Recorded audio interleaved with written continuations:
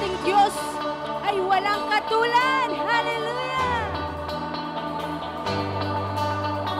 Lakang katulad, lalalakang katulad. Wala kang katulad, lalalakang katulad. Wala kang katulad, lalalakang katulad. Yan ang Diyos! Wala kang katulad, lalalakang katulad. Wala kang katulad, lalalakang katulad. Wala kang katulad, lalalakang katulad. Pwede ba natin sabayan ang pagtindak yan? Wala kang katulad, lalalakang katulad. Ano mang maging panahon, ano mang pagkakataon, ano mang maging sitwasyon, ika'y pupurihin. Come on, ano mang maging panahon. Pwede ba sabayan ang pagtaas ng dalawang kamay? Ano mang maging sitwasyon, ika'y pupurihin. Kang katulad, lalalakang katulad. Wala kang katulad, lalalakang katulad. Wala kang katulad, lalalakang katulad. Wala kang katulad, lalalakang katulad. Ano mang maging panahon, ano mang pagkakataon, ano mang maging sitwasyon, ika'y pupurihin. Yes, Lord, ano man maging panahon, ano mang pagkakataon, ano mang maging sitwasyon, ika'y pupurihin. Ano man ang mga panahon, Panginoon, ano mang pagkakataon, ano mang maging sitwasyon, ika'y pupurihin.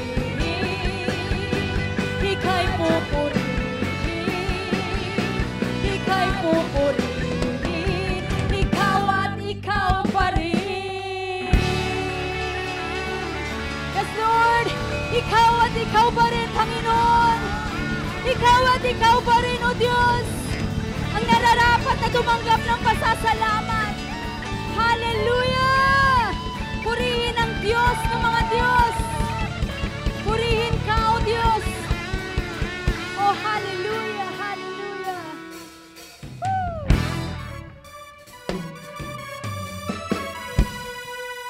Sama-sama!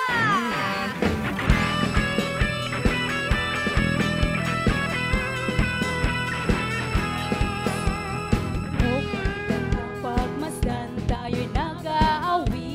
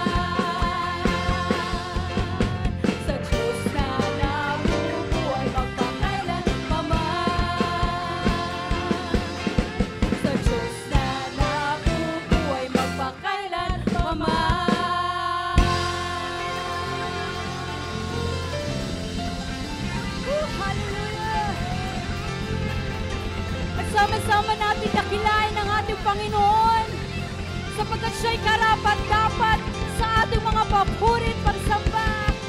Hallelujah!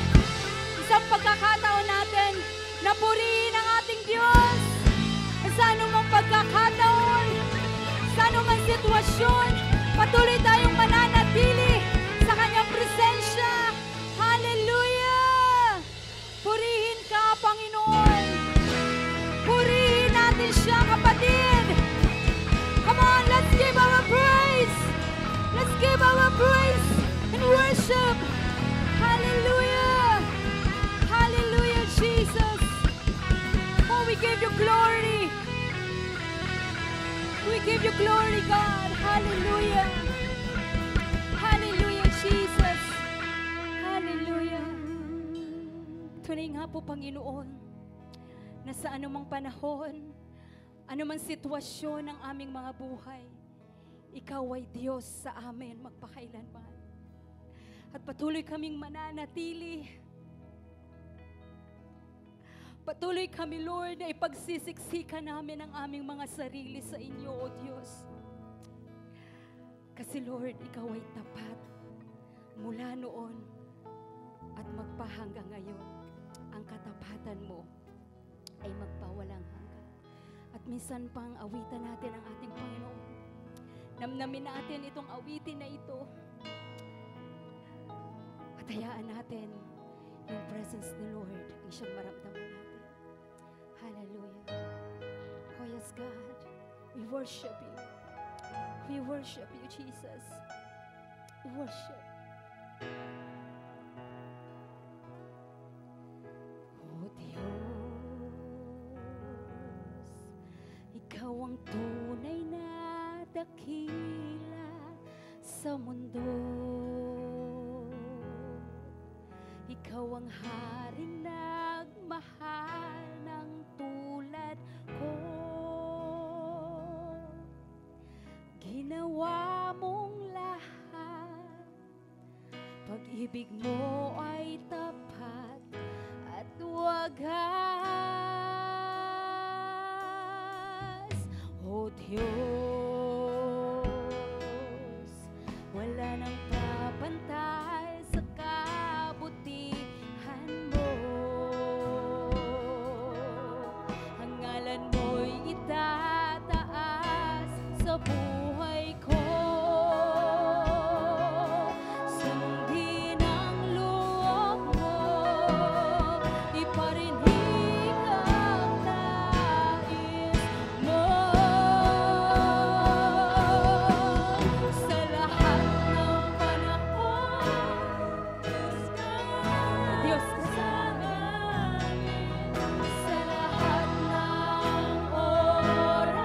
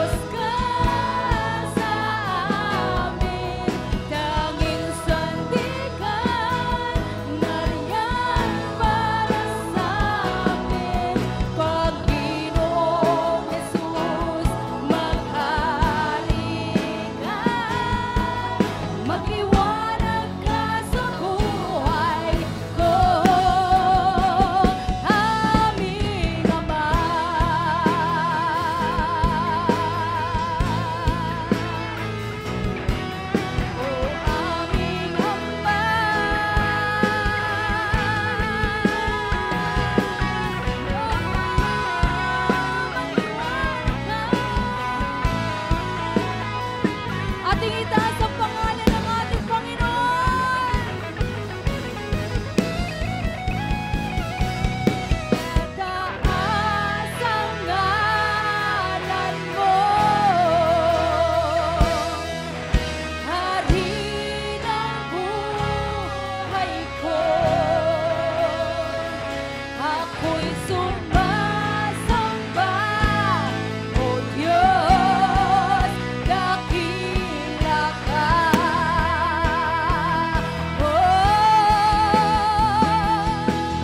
Itataas ang ngalan mo, Hari ng aming buhay.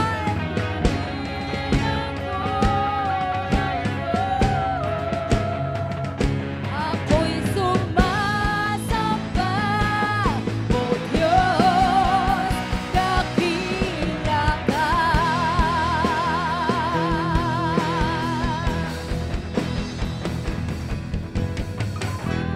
Sa ngalan mo, yes Lord, purihin ka, Panginoon, ng buhay ko.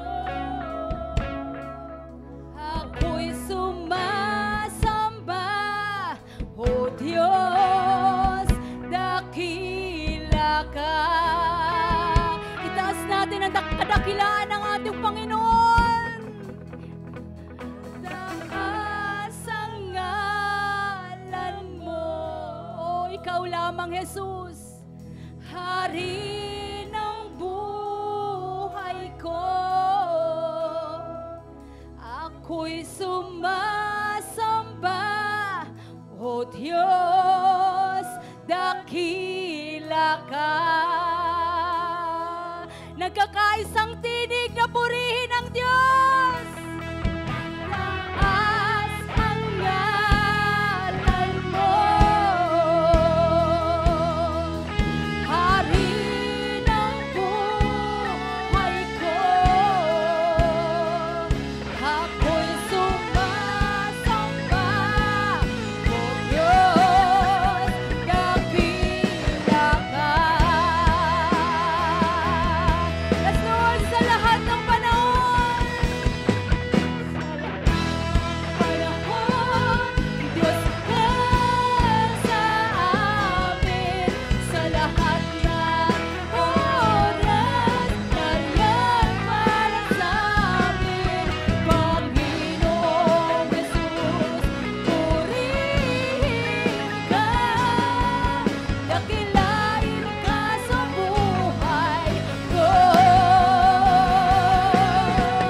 Di nagbabago, Diyos ka sa amin, tanging sandigan, nariyan para sa amin, Panginoong Jesus, purihin ka, dakilain ka sa buhay ko. Dakilain ka sa buhay ko. Dakilain ka sa buhay ko, aming Ama.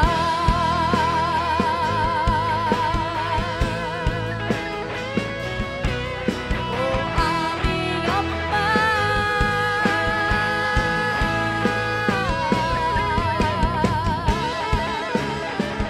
Dakilain ka, Jesus. Purihin natin ang Diyos. Purihin natin ang ating Diyos.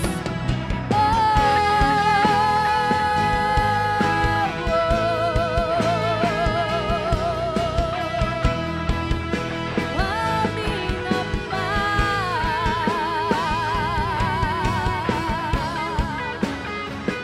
Purihin ka.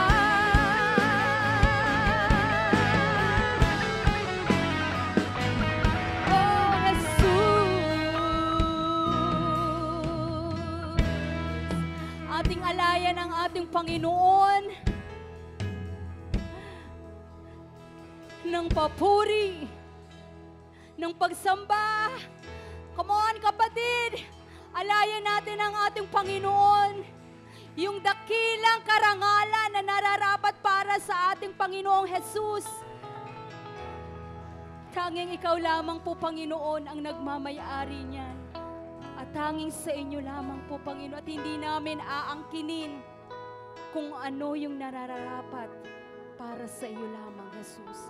Kaya naman po, Panginoon, minsan pa, ibinabalik na namin sa inyo ang pinakamainam, pinakamataas na papurit, parangal at pagsamba sa tanging pangalan lamang ng ating Panginoong Hesukristo. Ang lahat ay magsabi ng Amen.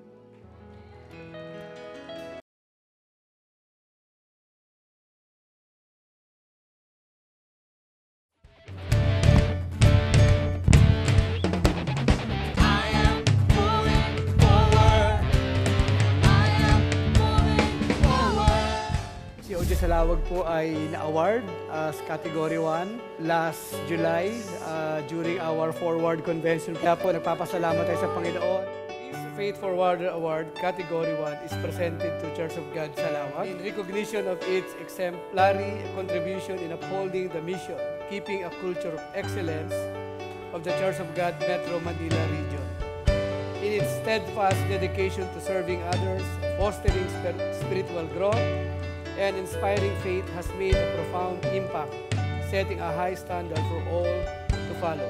With heartfelt gratitude and admiration, we honor your outstanding contribution to the Church of God World Missions Philippines Metro Manila region. Hindi dahil nabigo ako ngayon, may nangyari ngayon, nagkaganito ngayon, tapos na, Lord. Tapos na. Bakit? Kasi hindi pa tapos ang Diyos sa buhay mo. Amen.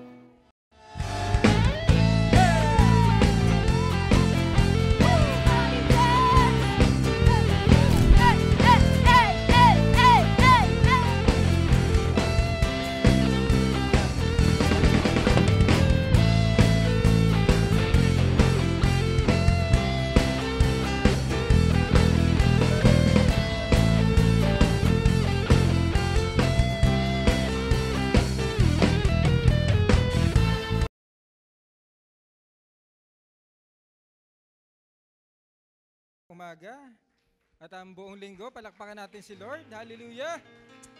Praise God. Mahina po yan para kay Lord. Hallelujah! We worship you, Lord Jesus. We honor you in this place, God. We give you glory, Lord. Lord, you deserve the praises, the highest praises of your people. Gaya nga ng sabi ng ating song leader kanina, sa Panginoon lang natin ibibigay yung praise na yan. For He deserved. Why?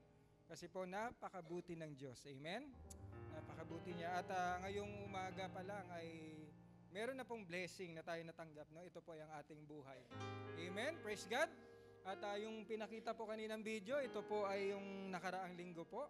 At tunay nga po na nagkaroon tayo ng napakasaya pong celebration ng Forward.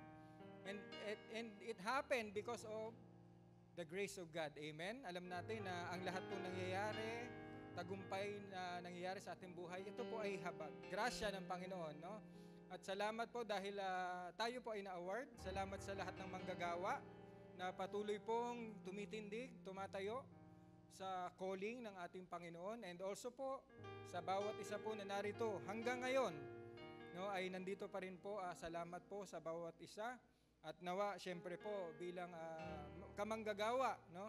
Mga manggagawa ng Panginoon, sana po nakita po natin yung mga plinash din po, no? Sana po isang araw po ay kasama din po namin kayo, no? Sa paglilingkod sa Panginoon. Amen?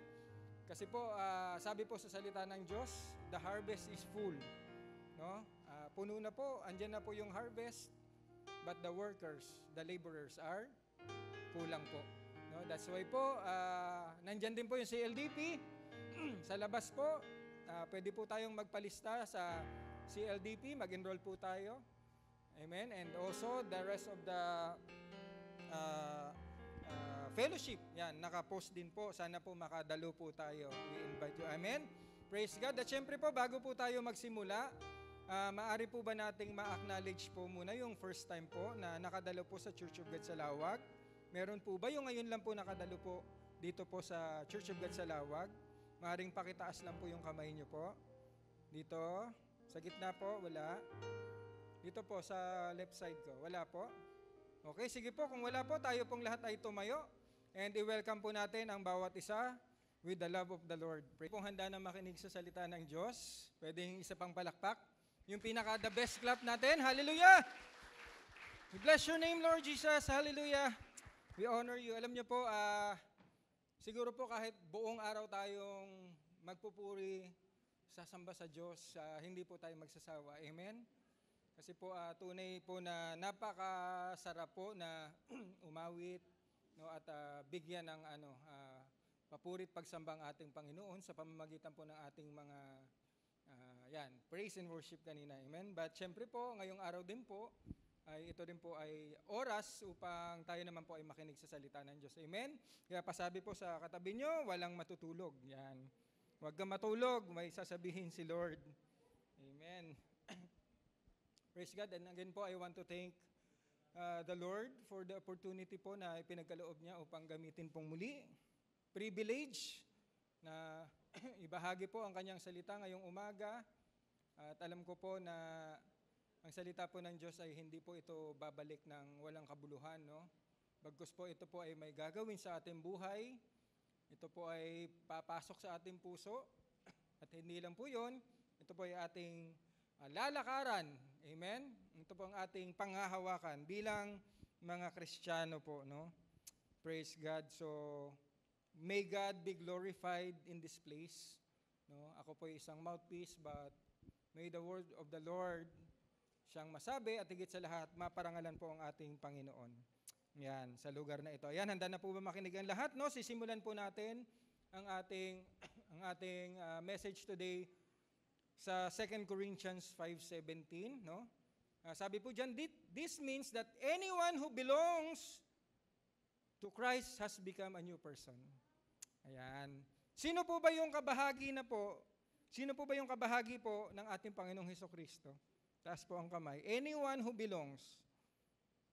Hindi po lahat. So, yung iba po hindi po belong sa ating Panginoong Hesukristo. Ulit po, anyone who belongs to Christ, pakitaas po ang kamay. Yan. At ang sabi po dyan, praise God, He has become a new person. No? Kapatid, ang buhay mo bang iyan ay nabibilang, no, sa ating Panginoon, at salamat sa mga nagtaas ng kamay. No? At ang ibig sabihin po niyan, ikaw ay isa ng bagong nilalang or bago ng tao. At ano pa po ang sabi dyan? The old life is gone. No? So yung lumang pagkatao daw po natin, ito daw po ay nawala na. Ano po ba yung lumang pagkatao? Maaring ito po yun. No? Before po, tayo po ay nabubuhay sa sugal, sa bisyo, no? Kahapon nga po, napag-usap-usapan, meron daw pong tinayong tupada dyan, somewhere out there, no? At nakakalungkot po, no? Pero dati po tayo ang laman nun. Kasi po dito may Kristo, doon din daw po may Kristo. Iba nga lang po yung Kristo doon. No? At hindi po yun yung Kristo sa Bible. But ang Kristo po sa Bible ay dito po natin masusumpungan. Amen? No, maaring, like sa Pasay, marami pong ganyan. Boss chicks ang tawag po dyan. I remember nung 18 years old ako na nagsimula po ako magtrabaho. No, boss chicks, pangkapilang boss. Di ba? Ganun po doon. So, syempre, kung ikaw ay bibigay. No? So, balit maaring, yan tam po ay hanap buhay mo noon. Di ba po? Yan po ang ikinabubuhay ng pamilya. So, balit iniwan mo na. Why? Kasi nakilala mo si Kristo. Ito yung dati mong buhay, bisyo, no? At konting salita lang, sasabihin mo na kagad, square na lang. Yan, ganyan yung mga banata ng mga kalalakihan noon, mga matitipunong lalaki, no? Mga 80s, 90s. No? Pag sinabi pong naapakan ka, square na lang. Pag sinabi pong square na lang, suntukan na lang. Yun po yan eh. Square na lang. Pag sinabing square, yan po yun. Hindi patatalo ang kalalakihan noon. Ewan ko na lang po ngayon, ha? Pero po, yun po ay buhay noon. Iniwan mo na po yung salitang square na lang. No? But God bless you, kapatid. No? And also po, even nung high school life po, I don't know ngayon. Pero kahit po anak ng pastor, I remember, wala pong exempted. Meron pong bisyo. Because I study po nung high school sa Philippine Christian University. No? But ang anak po ng pastor, malakas magyosi, malakas uminom. No? Kasi po walang tunay na Kristo sa puso. Hindi po dahilan na ikaw ay anak ng pastor, ikaw po ay meron ng Kristo sa puso. Dahil po ang pagkakaroon ng Kristo sa buhay, tatanggapin mo po personally. Amen? Yung alok ng Diyos, ng Panginoon, ang ating Panginoong Hesukristo. Kaya po kahit po anak ng pastor, hindi po exempted. Ito po yung dating buhay. No? Ito po yung dating buhay na kung saan po ay nawala na po sa atin. Amen? No, ito po yung mga dati, no? Nung nakilala natin ang Panginoon, nawala na po yan. At ano daw po ang ipinalit po dyan? Ipinalit po daw dyan ay new life has begun. Kaya po may liwanag, effect, di ba? Kasi po dati po tayong nasa kadiliman, pero nung makilala po natin ang Panginoon, bigla po tayong dinala po sa liwanag. Amen? Kaya po may liwanag ang buhay ng isang Kristiyano. At sinasabi po, we are the salt and light of this world. Kaya po yung liwanag na yan, dapat po bilang mga Kristiyano, bilang tumanggap sa Panginoon, bilang merong bagong buhay sa Panginoon, dala-dala po natin palagi yung liwanag na yan. Palagi pong nag-iilaw sa ating mga buhay yung liwanag na yan. Amen? Kaya po, new life has begun, no? At ang sabi pa, nagsimula yung bagong buhay, nawala na po yung luma nating pagkatao. Ang ating mga kasalanan ay pinatawad na. No? So yung kasalanan natin, dahil ito'y hiningi na natin ng tawad sa Lord, nung tinanggap natin siya, pinawalang sala na lahat. No? At kalaki po nung binigyan tayo ng buhay na walang hanggan. Nung tayo'y tinanggap natin si Lord. At kalakip ng ating pagtanggap sa Panginoon ay ang sapat na biyaya sa araw-araw. Amen? Wala pong nag-a-agree. Amen, di ba? Pinagkulang po ba kayo ng Diyos? Di ba? Hindi po. Sapat po, kahit sapat, Lord. Sapat ang biyaya nyo sa araw-araw, Panginoon. At ito po yun, nung niyakap natin yung ano na yun, yung pag-ibig na yun ng Diyos sa ating buhay, tinanggap natin siya, yun po ang kasama po dun. No? Yung mga pangako niya na ating pinanghahawakan.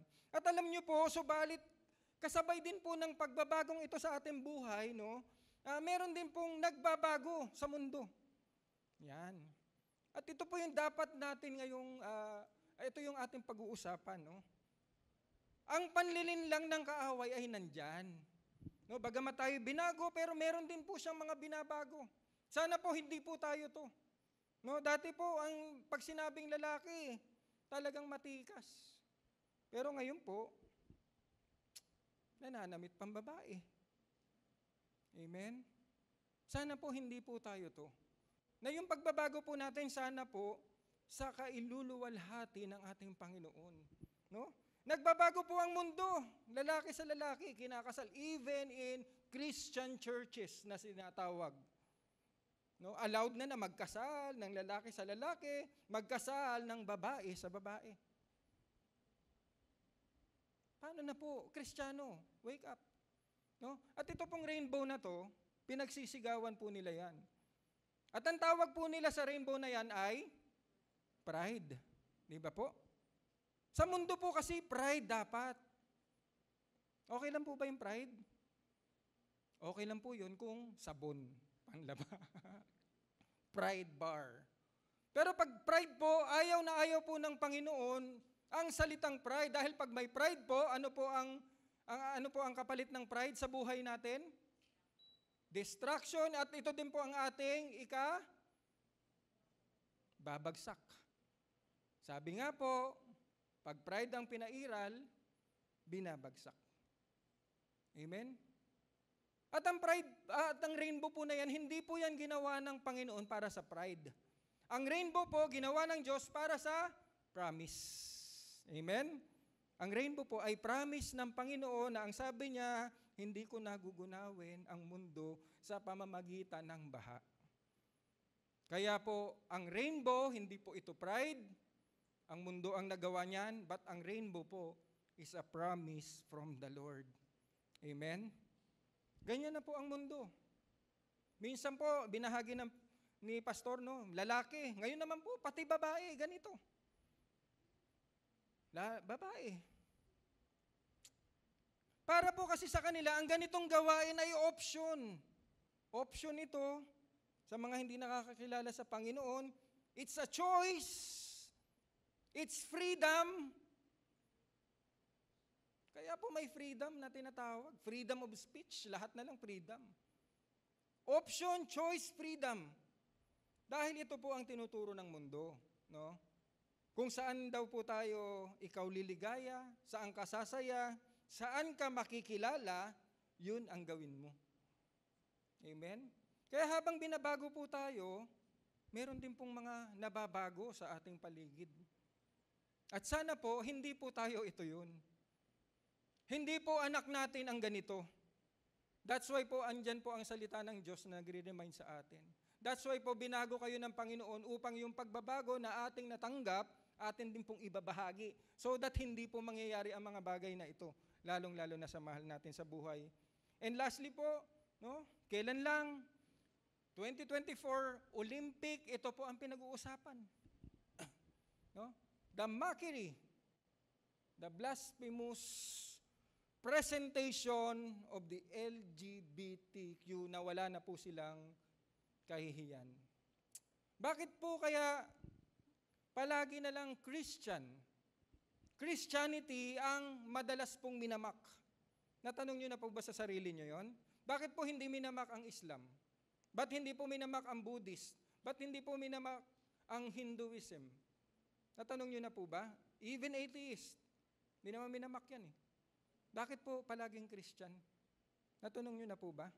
Sapagkat po ang Christianity, ang ating Panginoong Hesukristo ay totoo. Ito po kasi ang katotohanan. Hindi mo naman imamak ang kasinungalingan. Hindi mo naman imamak ang hindi totoo. Ang imamak mo yung katotohanan. At ito po yung ginagawa ng kaaway. Kaya po despite po na tayo po ay nababago, ang kaaway din po ay patuloy na gumagawa ng kanyang trabaho upang sa gayon, kung sino man ang hindi nakakaalam, madadala po dyan. At ito po ang ayaw nating mangyari sa ating pamilya, sa ating mahal sa buhay, sa ating kaibigan, sa ating kasamahan sa trabaho, at higit sa lahat sa ating kapwa mananampalataya. Amen? Yan po yun. No? The mockery. No? Kaya po ang paalala po ni Pablo, no? Or the final instruction of Paul para sa mga mananampalataya sa Korinto, at even sa atin po, na mga binago na ng Panginoon, no? Sa ating mananampalataya kay Kristo, at ito din po yung magiging text natin for today. If you have your Bible, please open it with me in 1 Corinthians 16, 13 to 14. Ito po ang paalala ni Pablo. Ang sabi po dyan, be watchful, no? Stand firm in the faith, act like men, be strong, let all that you do be done in love. Tayo po ay manalangin. Panginoon, minsan pong muli, salamat sa araw na ito, aming Diyos Ama sa langit. Salamat sa biyaya ng buhay na kami po ay nandito rin po. Salamat sa pribilehyo, Panginoon, na makapakinig po ng inyong salita. Pinupuri po namin kayo at sinasamba at pinasasalamatan sa kabutihan nyo. At ngayong umaga, Panginoon, minsan po muli kami po ay nagpapakumbaba sa inyong harapan. Patawarin niyo po kami sa lahat ng aming pagkakasalang nagawa, Lord, anuman po ang karumihan sa aming mga puso, Panginoon. Pakilinis po ng dugo ng inyong anak na si Jesus. At nawa, Panginoon, kayo po ay kumilos sa aming mga buhay, Panginoon. Lord, alam namin, Lord, na inyong salita ngayon ay hindi lamang namin pakikinggan. Hindi po ito babalik ng walang kabuluhan. Bagkus, Lord God, ito po ay babaguhin ang aming mga buhay at ito po ay magtuturo sa amin paano ba kami tatayo bilang isang bagong nilalang na Panginoon. Saan ba kami lalakad, O Diyos? Saan ba kami hahawak? Saan ba kami titindig, Panginoon? Kaya salamat, O Diyos, sa umagang ito, sa pribilehyo na makarinig ng inyong salita. Kaya Lord, lahat ng papuri, lahat ng pagsamba, ay aming binabalik sa inyo at itong aming dalangin sa pangalan ni Jesus. Amen. Sige, palakpakan natin si Lord. Praise God. At ang sabi po dyan, bilang mananampalataya, no, ito na po yung paalala ni Pablo, ito po ang paalala niya sa mga meron ng bagong pagkatao. Ikaw po yun at ako, kapatid, no? Kaya po ang title din po natin ay pinamagatang nating new. Diba? Yan din po yung nasa Facebook, new. Hindi po siya na bago, but bago. Yan, new. At dito din po iikot ang ating acrostic, no? Ito po yung ating pagbubulay-bulayan sa salitang new, no? At ang una po nating point po for today, balikan po natin ang text, Ang sabi po doon sa 1 Corinthians, no? 16:13-14, ang sabi po unang-unang, sabi diyan, be what? Watchful. Maging mapagmatsyag. Pag sinabi pong watchful, tayo daw po ay dapat we stay awake, we will be alert, we will be vigilant, we will be on guard. Even sa other translation, ang sabi diyan, be on guard. Stand firm in the faith, no? We need to be watchful. Parang ganito po 'yan, no? Ito po ay isang barko po na usually dumadaan po sa Gulf or sa karagatan ng Somalia, no? 'Yun po ang sabi diyan, at kung makikita niyo po yung mga may hawak po diyan na sandata, ito po ay private guard, bodyguard or army na hinire po ng private company. Para ano po? Para po mag-watch against the, ano po, sino nakakaalam? Pirates. Tama? Para po sa mga pirata. Dahil po ang mga walang ganyan, kahit daw po may barbed wire, kung titingnan nyo rin po sa YouTube, ang dami pong, yung mga pirates po nakakaakyat. That's why lumabas po yung ganito na they hire these men po, armed po, to be awake, to be alert, to be vigilant, and to be on guard against the Somalian pirates. No, kaya nga po nung nakaraan din po, no, isang malaking ship din po, no, ito naman po ay yung Houthi po na nakamkam or nakubkob ng Houthi, yung isang malaking barko po. Bakit po? Kasi wala naman po silang ganyan. No, kaya po madaling nakalanding yung helicopter, nakubkob po, and sila po ay nabihag po, no. At yun po. Kasi why? Kasi po hindi po watchful, hindi po alert ang mga tao. Kaya po itong pinapaalala po sa atin na we never be defenseless. Tayo pong mga Kristiyano na may bago ng buhay, dapat po we should never be defenseless. Pag sinabing defenseless, lacking protection from danger or resistance against an attack. No? Wala daw pong proteksyon sa atake. At lalong-lalo na po na tayo po ay binago na ng Panginoon, no? Tayo po ang target ng kaaway. No? Kasi po ang mundo po, kanya na po yan. But tayo po na nakakakilala sa Panginoon, we are the target of the enemy. Kaya kapatid, bilang na bagong buhay, kailangan marunong na tayong dumepensa laban sa kaaway. Kasi po ang sabi sa 1 Peter 5:8, sabi diyan, stay alert, be vigilant, be alert, be on guard, watch out for your great enemy. Kita nyo po, meron pang great enemy. Hindi po kasi pipitsugin po yung kaaway nating mga Kristiyano. Dahil po isang butas lang ng karayom, isang pagkakamali lang po natin, kaya tayong patumbahin. Kaya po nilagyan ng great enemy, oh. Sana enemy na lang, Lord, di ba? Watch out for your enemy, pero sinabi pong great. Kung gaano po kadakila ang ating Panginoon, ganun din po siya pagdating sa paninira. Great enemy, the devil. Pero po, ito ang sinasabi, he prowls around like a roaring lion. Siya po ay umaatunga lang. Siya po ay nagsasabi lang, "Roar." Pero hindi ka pa niya sinasakmal, kapatid. Siya po ay umaatungalan, looking for someone to devour. Hindi ka pa niya nalalapa. Kaya kapatid, you need to be alert para po hindi ka niya malapa. Dahil pag tayo po hindi alert, sure ball, tayo ay malalapa. Kaya po yan po ang paalala sa 1 Peter. Kaya po we should never be defenseless against the enemy. We should never be defenseless on the things that would threaten to kill, to steal, to destroy your soul, our soul, my soul, your soul. Ito ang gusto niyang sirain yung kaluluwa natin, and to weaken, pahinain yung trust natin sa Panginoon and our delight in Christ. Kasi po tayong mga Kristiyano po, ang delight na po natin ngayon ay ang ating Panginoong Hesukristo. Ito na po yung nagbibigay ng kaligayahan sa atin. Not yung dati nating pagkatao. Not the vices. Not the pleasure na binibigay ng world na ito, but the delight of every Christian in this room is our Lord Jesus Christ. And we trust Him.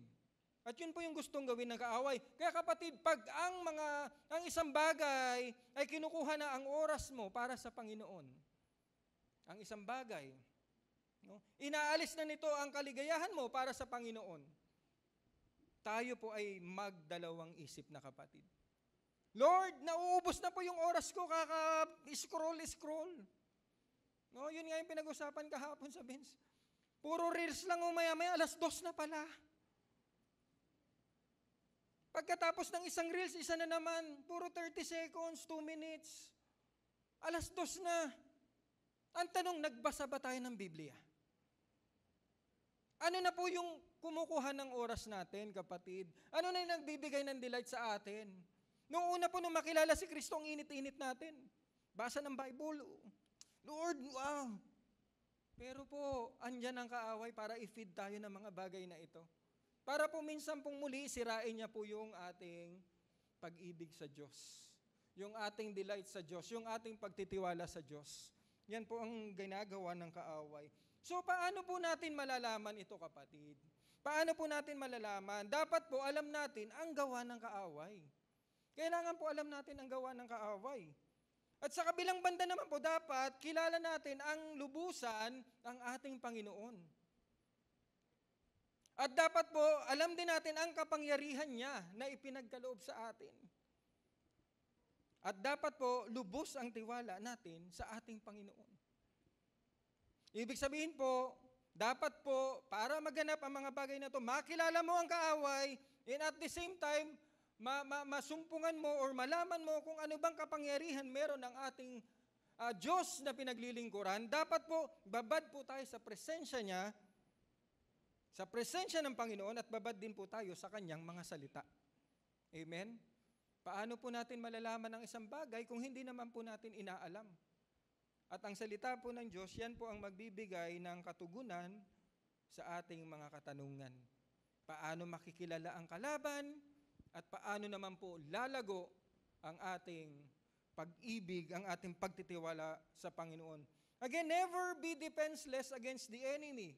Make no mistakes. We should take sin seriously. Naintindihan po natin yung phrase? Make no mistake, Christian. We should take sin seriously. Bakit po? Sa isang pagkakamali lang, kapatid, kaya nitong sirain ang buhay mo, ang buhay ko. Hindi lang buhay mo, maging ang pamilya mo. Isang pagkakamali lang. Pamilya mo sisirain, trabaho mo sisirain, even ang ministry mo sisirain. Isang pagkakamali lang. Yan lang naman ang gusto ng kaaway. Isang headshot ko lang sa'yo, tapos ka. Paano tayo hindi mahe-headshot? Dapat alam mo yung pananggalang mo. Alam mo kung saan ka kukover. Alam mo yung depensa na gagawin natin. Kaya po magugulat po tayo, napakalalim naman itong taong to. Song leader or a pastor. Bakit nawala? Tingnan nyo nga po yung katabi nyo. Siya pa rin ba yung katabi nyo last week? O nawala na po? Diba? Siya pa rin po ba? Itong dalawa, palagi magkatabi to eh. Diba? Magugulat ka isang araw, yung best friend mo nawala. Lord, bakit? Ba't siya nawala? Diba? If we remember po si Whitney Houston, kilalang kilala na singer. Diba? Ano po ba ang background ni Whitney Houston? Siya po ay isang song leader. Siya po ay isang choir sa church. Pero isang araw po, natagpuan na lang si Whitney Houston. Sira ang buhay. Bakit? Kasi po, she didn't take sin seriously. At yan po ang reminder sa atin. At ang mahirap po, kung minsan, no, tayo pa, kung sino pa yung nagkakasala, siya pa ang matapang. Yan po talaga yun eh. Kahit Kristiyano po. Ikaw na nagkasala, ikaw pang matapang. Parang walang pinag-aiba sa nangungutang, di ba? Yung nangungutang pa ang may lakas ng loob na mag-post. May lakas ng loob na magtapang-tapangan. Kaya sa halip na aminin ang kasalanan at humingi ng tawad, nagmamalaki pa. Kaya hindi po makakaalpas, no, ang isang tao na namumuhay sa kasalanan, lalong-lalo na po sa resulta ng kasalanan. Kaya po, last week po, we have attended the National Discipleship Summit sa Marilag po. At ang sabi po doon ni Pastor Camiling, dati po, nung tayo po ay humingi ng tawad sa Panginoon, nung tinanggap natin siya, inamin natin, Lord, makasalanan po ko. Patawarin niyo po ako. Di ba po? Yun po tayo noon. Luhod na luhod tayo. Lord, nagkasala ako, patawarin niyo ako. Inaamin ko po, Panginoon. Pero kamusta na po yung paghingi natin ng tawad? Meron pa rin po ba? Or tayo pa yung nagmamalaki pag nagkasala? Di ba? As we have been forgiven by the Lord, dapat po matuto tayong magpatawad at matuto pa rin po tayong humingi ng tawad. No? Kasi po, before, hindi tayo marunong magpatawad, hindi tayo marunong humingi ng tawad. Dahil nabago na ang ating buhay, yun na po ang dapat na nangyayari sa ating mga buhay, kapatid. We know how to forgive and we know how to ask forgiveness. For our second point po, balikan po natin ang ating text in Corinthians. No? Ang sabi po dyan, be watchful, at ang sabi dyan, stand firm. Tumayo daw po tayo ng matikas. Pag sinabing firm, it should be solid, it should be vigorous, it should be sturdy, it should be strong. Stand firm, no? Parang etong puno po na to. Hindi po kasi uubra na ang isang buhay ng isang Kristiyano ay parang isang halaman na ang ugat po ay kakapiranggot. Na pag dumating po ang ulan, dumating po ang baha, isang maikling 2 inches lang na baha, dumaloy, ikaw ay mabubuwal. Kaya po, papaano po tayo magiging firm? Dapat po yung ating ugat po, gaya ng puno, ito po ay lumalim at tumagos hanggang lupa. Papaano po yun? How can we make that root po talagang babaon sa salita ng Diyos? Read the Bible. Diba? Forget not thy assembly. Kung meron pong gawain, sama. Kung may pagkakataon po na tayo maging worker, gawin po natin. The door po as a worker is always open for the Lord sa gawain ng Panginoon. Para po yan sa ikaluluwalhati niya. Ba't tayo po tumatanggi? How can we make our root deep? Kung tayo po mismo umiiwas sa Panginoon. At parang foundation na yan. Sa tingin niyo po ba, bubuwalin pa po yan ng ano? Bubuwalin pa po yan ng isang bagyo, isang baha? Parang hindi po. Unless it's an earthquake. Pero po ang pinag-uusapan natin, tayo po ng mga Kristiyano, tayo po dapat tumayo ng matikas. No? Tayo po ay tatayo vigorously in solid ground. No? We should ensure to stand firm. Yan ang sabi dyan. Stand firm saan? Stand firm in our faith. Stand firm in the faith. No? Kaya po kung babalikan po natin, paano po i-describe yung pag-stand firm? Stand firm in the faith, act like men, and be strong. Kaya po siya inahantulad bilang sa isang lalaki. No? Dahil po ang lalaki, pag tumayo, matikas. Di ba? Sino po nakapanood din itong nakaraang Olympic? Boxing. Di ba? Boxing ng kababaihan. Pero meron isang sumali na meron siyang jeans ng panlalaki. Napanood nyo? At in round 4, nang masuntok yung babae, umayaw. Umayaw po siya. Ayoko na.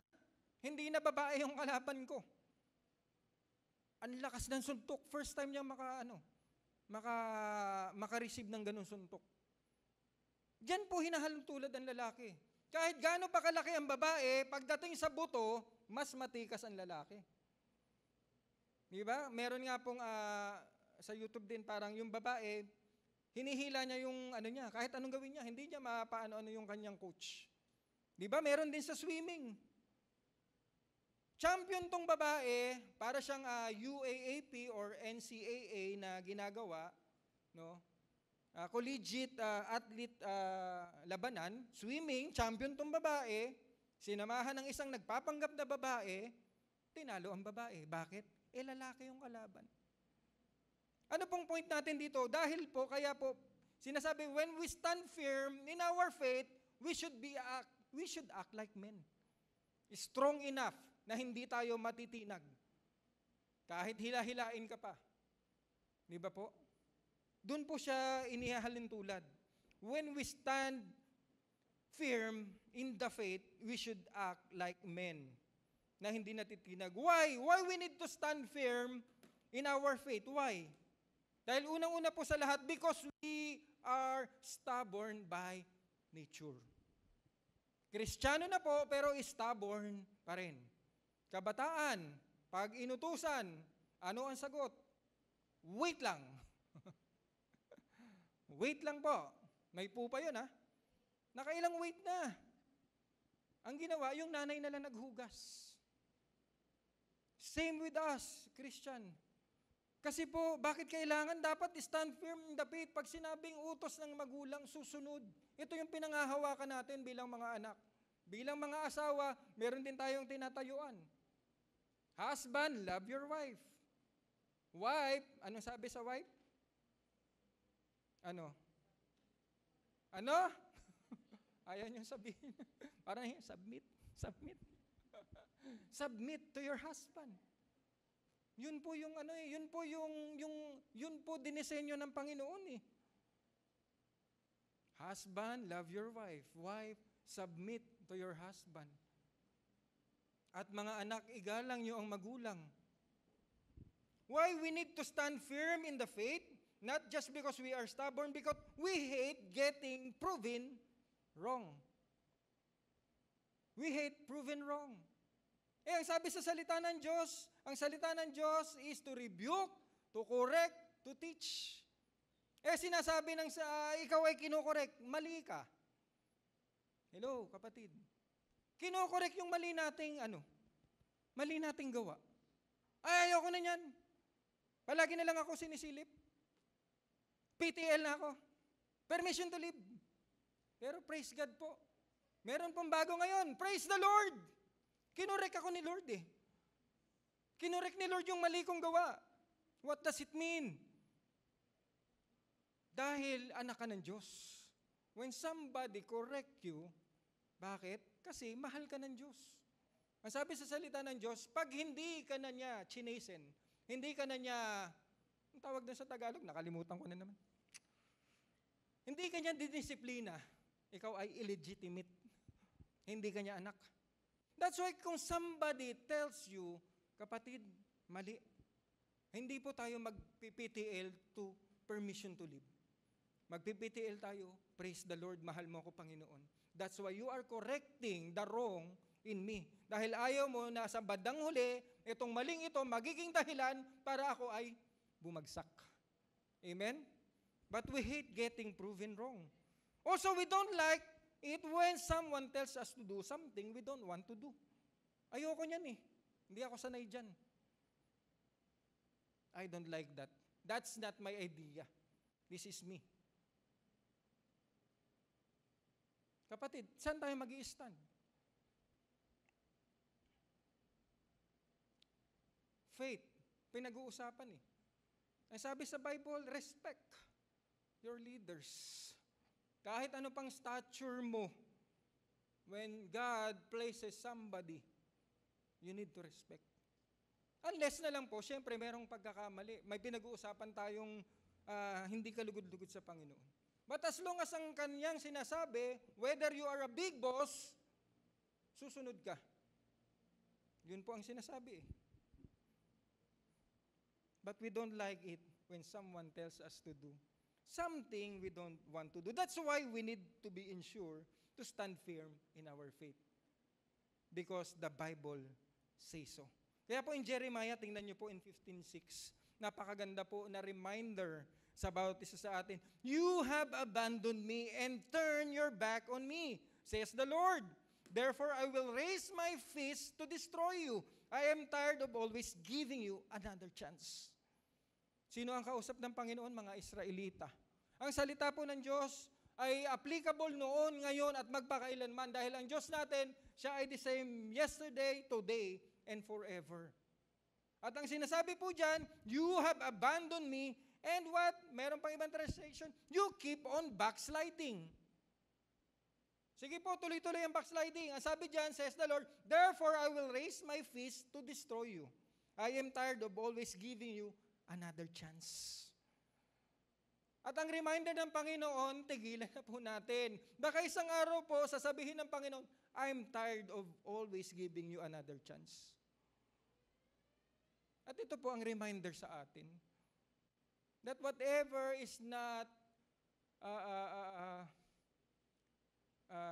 allowed in the eyes of the Lord, mga bagay na hindi kalugod-lugod sa Panginoon, detestable in the eyes of God, iiwasan po natin. Bilang mga binago na ng Diyos.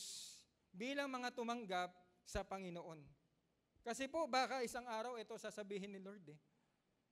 That's why nga po, magugulat ka, napakainit niya naman, Lord, song leader, pastor, worker, isang araw, nawala, Panginoon.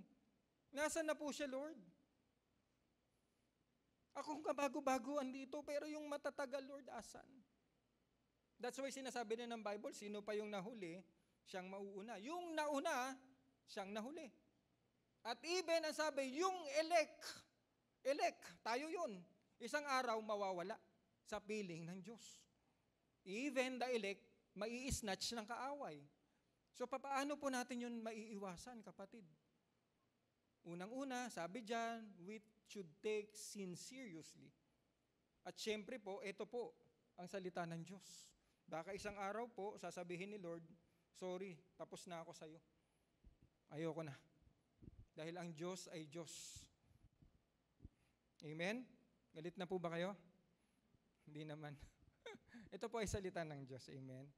Sabi din dyan, but Christ called us, mga Christian, to stand firm for a specific areas of our lives, in things of our lives. Unang-una po, we are called to give ground in many different areas, especially when it comes to personal offense. Pag tayo pa na-offense, ano po ang ating reaksyon? As we ensure to stand firm in our faith. Pag ikaw ay na-offense, pag ikaw ay nasaktan, anong reaksyon mo?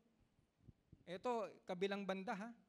Marami daw pong specific things kung paano tatayo ang isang Kristiyano. Pag ikaw na-offense, turn the other cheek.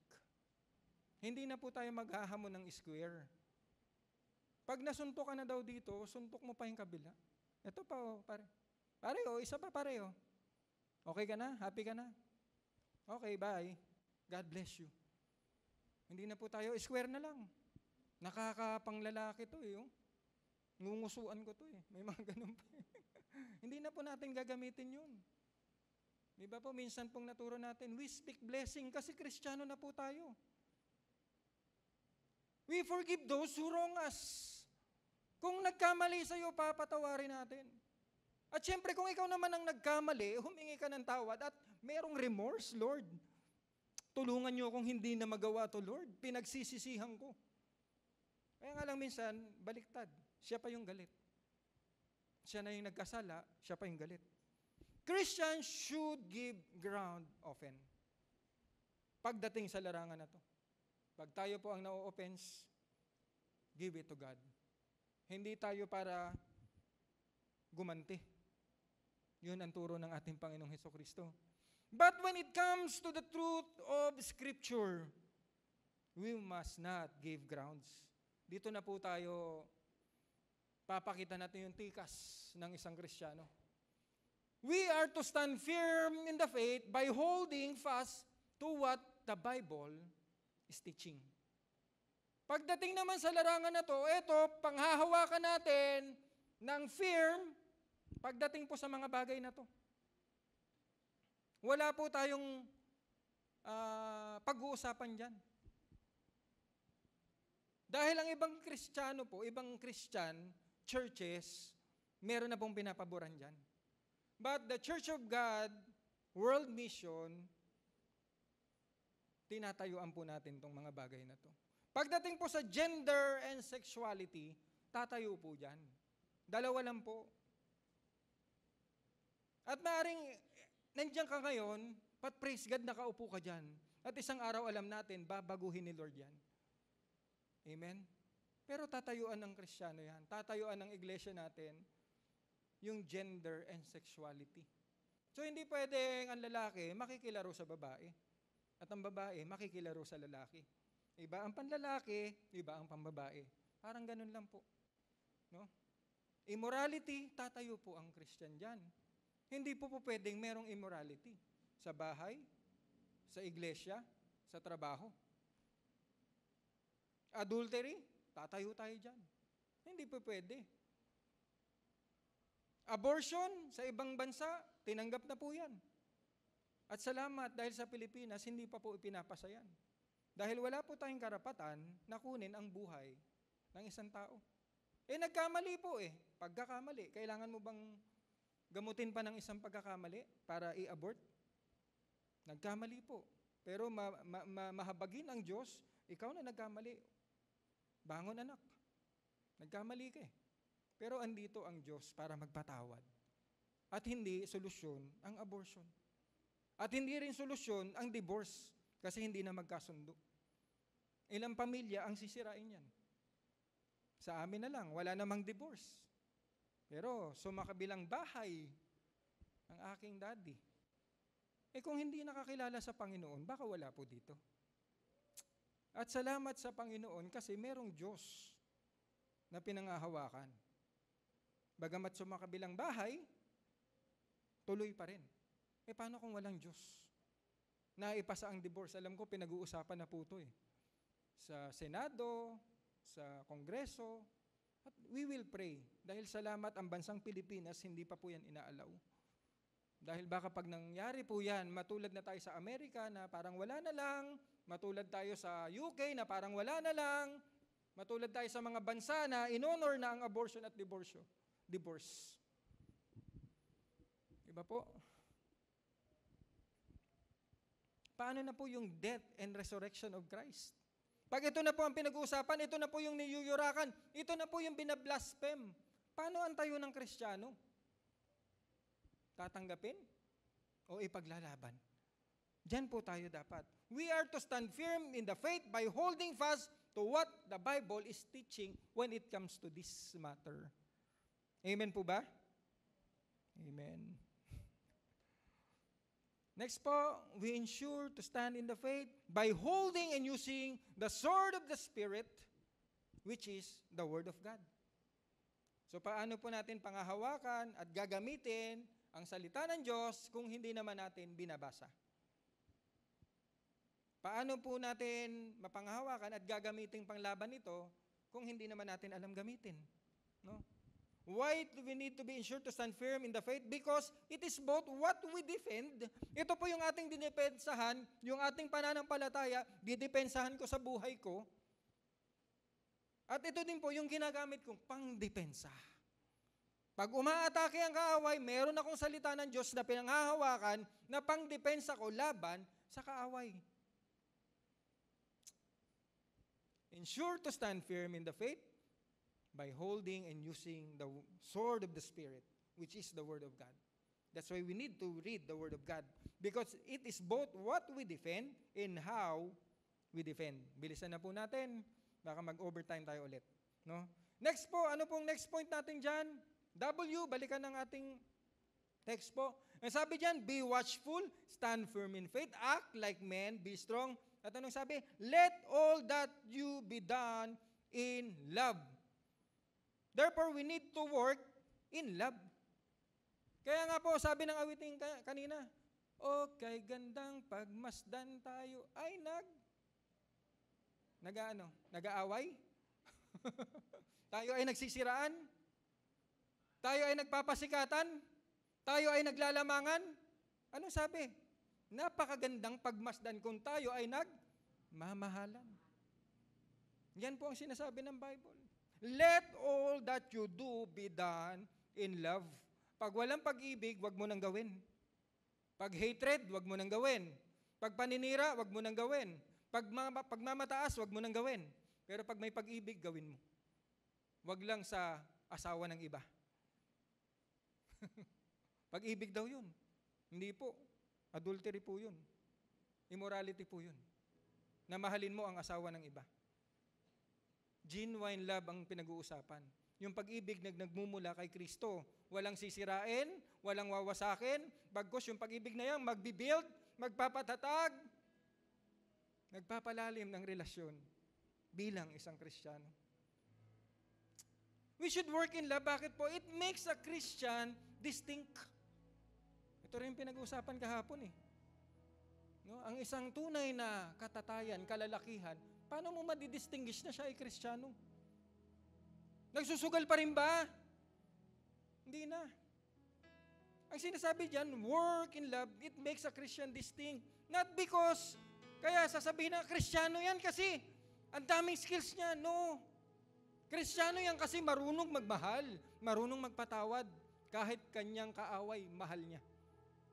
Yun ang sabi sa Bible. Kaya yung Kristiyano hindi dahil sa kanyang karunungan. Kasi ang ating Panginoon, full of wisdom na i-impart sa iyo. Pero hindi yun ang sasabihin, Kristiyano yan matalino. Oh. Kristiyano yan kasi yung opinion niya strong. Kristiyano yan kasi mayaman. Oh. Kristiyano yan kasi marunong magmahal. Yun ang distinction na ikaw ay isang Kristiyano.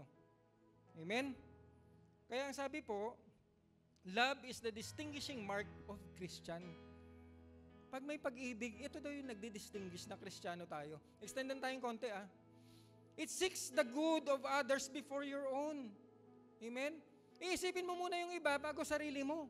Hindi yung pag may pagkain na mauuna ka pa, tapos 5 lang yung ulam, kukuha ka ng 2. Ang kakain 10. Pwede namang ladies first. Ladies first, come on. Pila na. 5 ulam, 10 kayo. Uy, hati-hati. Hindi yung 5 ulam, 2 pa kinuha mo. Think of others before your own. Yun daw yung isang Kristiyano. Amen? Kaya po pag may handaan dito, like yung budol fight, pahuli ka na kapatid. Joke lang yan. Pag budol fight, sabay-sabay. Pero pagka buffet kasi, no? Ang daming sandok. Ubos na yung kanin, ang dami pa nakapila. It humbly serves without desire for recognition or reward. Kahit wala pong nakatingin, Lord, magwawalis po ako dito. Kasi ang kalat Wala nakatingin. Ay, maghuhugas ako ng plato. Wala si mami. Para pagdating niya, wow, ang linis, anak. Lord, kahit walang nakatingin po, kahit walang kapalit, gagawin ko. Kasi ako ay isang Kristiyano. Kahit walang kapalit, Lord. Love overflows even for one's enemy. Kahit kalaban mo pala, kahit kaaway mo, mamahalin mo. Kasi yun ay ang tunay na Kristiyano.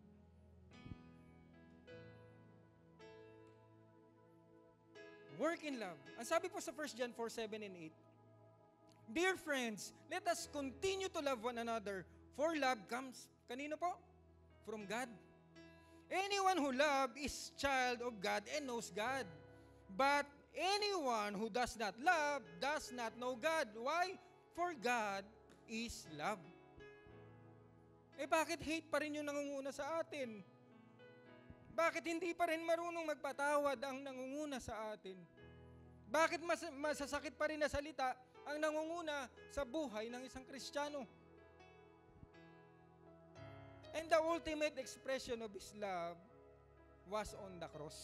Yun Kaya tayo natutong magmahal kasi una tayong minahal ng Panginoon. At pinakita niya yun nung siya ay nabayubay sa krus. Para sa iyo, para sa akin, para tayo ay mapatawad at maligtas sa ating mga kasalanan. Never be defenseless against the enemy. Ensure to stand firm in the faith. Work in love, for God is love. Kaya po, what does it really mean to be a new person? Kapatid, paano mo masasabi na ako ay bago ng nilalang? Bagong tao na ako. Ang sinasabi po, to live a life like the one who gave His life for us and to make us like Him, our Lord Jesus Christ. At ito din po ang gusto ng Panginoon mangyari sa buhay natin, na sana po maging Christ-like ang buhay na ito. Hindi devil-like. Hindi katulad ng kapitbahay-like. Pero syempre, mahal ang kapitbahay. Huwag mo lang kukopyahin yung kanyang likeness. Sino ang kukopyahin? Likeness of our Lord Jesus Christ. Yun daw po ang tunay na binago na tao. Ang tunay na meron pong pagbabago at tumanggap sa ating Panginoon. We serve a Lord of love, a great man with a great heart. And if He loved us, so how much more that we love others?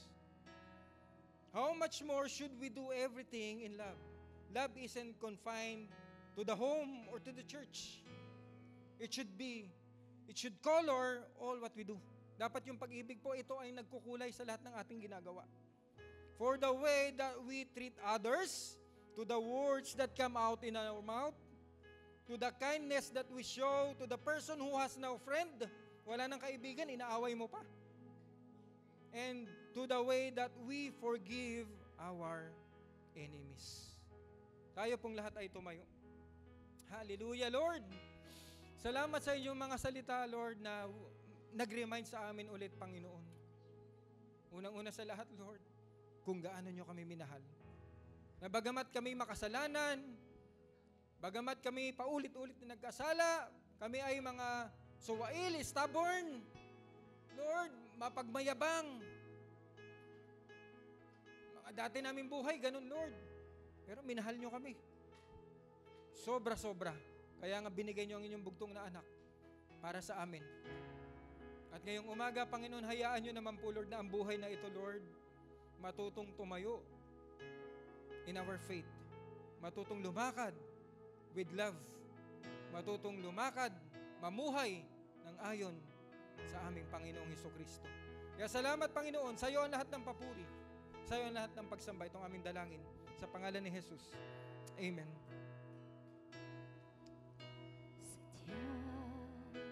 Kay buti ng ating Panginoon, magtatapat sa habang panahon, maging sa kabila ng ating pagkukulang, biyaya niya'y patuloy na laan. Katulad ng pagsinag ng gintong araw, patuloy siyang nagbibigay danglaw. Kaya sa puso ko't damdamin, katapatan niya'y aking pupurihin. Dakila ka, O Diyos, tapat ka ngang tunay,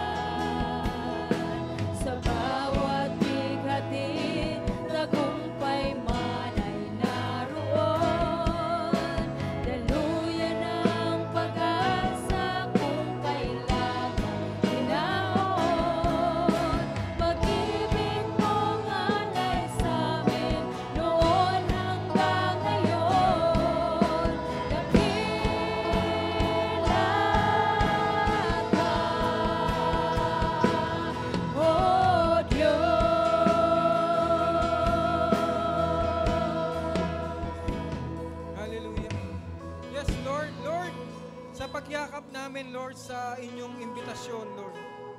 Sa pagtanggap namin sa iyo, Panginoon. Iyakap din po pala namin, Lord, yung kadakilaan nyo.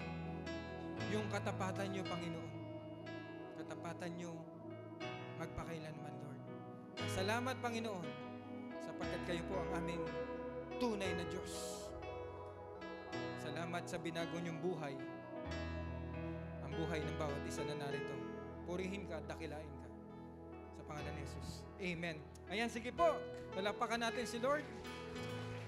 Overtime na po tayo. Sige po, atin pong ihanda ang ating mga tithes and offering po as we bring it back to the Lord. Hallelujah. At diretso na po tayo sa closing. Panginoon, minsan pong muli, salamat po sa kalusugan, sa malusog na pangangatawan upang makapaghanap buhay, Panginoon. At ang sa aming paghahanap buhay, Lord, meron po itong bunga. At sa bunga pong ito, Panginoon, na aming natanggap, ibabalik naman namin what is due to you, Lord God, the tithes, Panginoon. And together with these tithes, Lord, is our offering, Father. Panginoon, nawa, Lord, it will be used mightily and accordingly to spread the gospel, Lord. To reach out for the lost soul, Panginoon, that your kingdom, Lord, in this place will continue, Lord, at ito po ay lalago, Panginoon. At nawa, matustusan din po ng mga tithes and offering nito ang pangangailangan ng iglesia. And also, Lord, as we depart from this place, cover us with your precious blood, Panginoon. Patuloy niyong balutin ang inyong banal na dugo, Lord, ang relasyon ng pamilya, relasyon ng mag-asawa, at relasyon ng magulang sa anak na walang gawa ng kaaway na makakasira dito. At Lord, sa lahat po ng may karamdaman sa mga sandaling ito, Panginoon, pagalingin niyo nga po sila, Lord. At sa lahat po ng mga may pangangailangan, pagpalain niyo sila, Panginoon. And Lord, bless each and every one of us, Lord. At Lord, saan man kami idako ng aming mga paa, ano man po ang sabihin ng aming mga bibig, ano man po gawin ng aming mga kamay, ito'y magbigay ng kaluwalhatian at kadakilaan sa inyong pangalan, at ito po ay maging pagpapala sa aming kapwa. Kaya Lord, salamat itong aming dalangin sa pangalan ni Jesus. Amen. Ayan. Sige po, atin pong itaas ang ating mga kamay. Church of God Salawag, as we depart from this place, may the Lord bless you and keep you. May the Lord make His face shine upon you and be gracious to you. May the Lord lift up His countenance upon you and give you peace in the name of the Father and of the Son and of the Holy Spirit. Everybody shout, Amen. God bless us all.